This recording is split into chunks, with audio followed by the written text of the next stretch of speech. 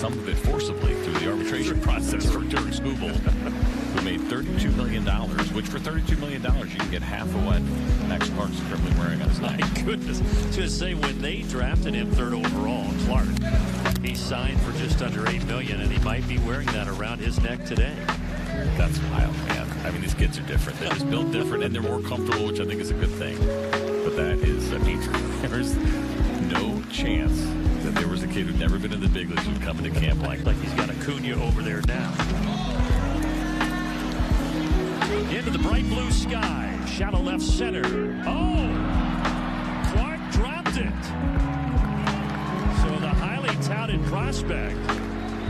All the bling around his neck, but the sun got to him there and was not able to make the catch. Yeah, this one was up in the air for a while, but you have the glasses, you have the eye black, and he's using his glove as well. It looked like he saw the ball pretty well. He just missed it at the end, or maybe lost vision at the very end. But what you want to do when you're trying to make that impression to camp again, this guy is a big-time prospect. He's going to get there sooner or later. But and Riley sends it to left. The wind is blowing in, and it will trick Clark again. He's dropped two out there. And this one is going to play to run as it bounces over the wall for a ground rule double.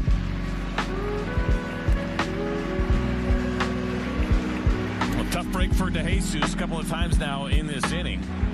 But because it was the ground rule double now, he's going to have to go back to first base.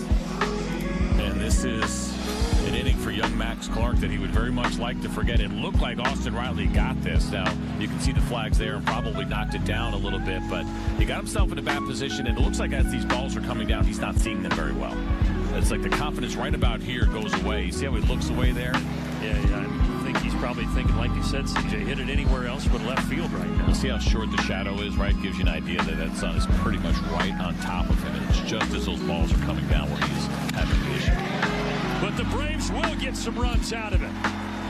Ozzie sneaks it by Lee. Heads for second. 2 RBI double. 2-0 Atlanta.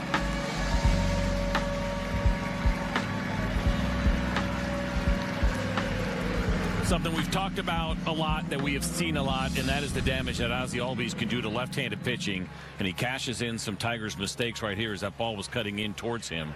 Turns on it, drills it down the line. And I don't know if you saw the very end of that. Clark saw an opportunity maybe to throw out Ozzie, and he slipped. he can't get off the field fast enough. Watch this right here. Jeez. Not his day out there. Tough start, and a start that Manuel DeJesus was hoping would go differently. He doesn't get out of the first inning coming here to North Court. Far to left. Let's see how Clark does with this one. And he can exhale out there in left field. He's 1 for 3. Absolutely. By the way, Max Clark is adding on to this day with that swing is falling down. He can't get back to Lakeland fast enough.